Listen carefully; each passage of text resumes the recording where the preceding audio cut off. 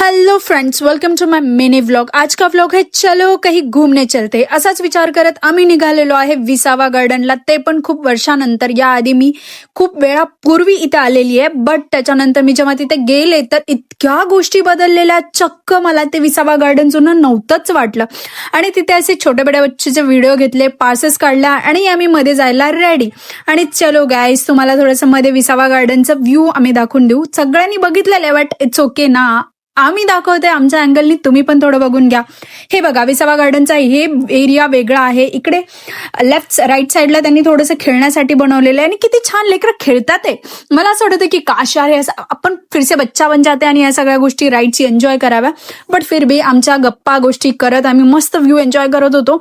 आणि त्याच्यानंतर बघा एक गाडी मस्त, आणि त्याच्यानंतर आमच्या सिक्रेट टॉक होत्या गर्ल्सच्या। आणि इथे सिरियस प्लॅनिंग होती गाईज, इथे serious planning in the sense की आम्ही फ्युचरमध्ये काय करायचं ठरवत होतो आणि इथे बोगस खाण्यासाठी भेटत होतं।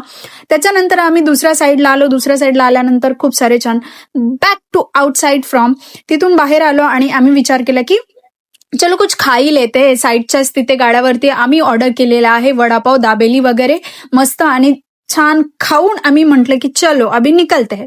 तसंच विचार करत आम्ही घरी गेलो। बाय।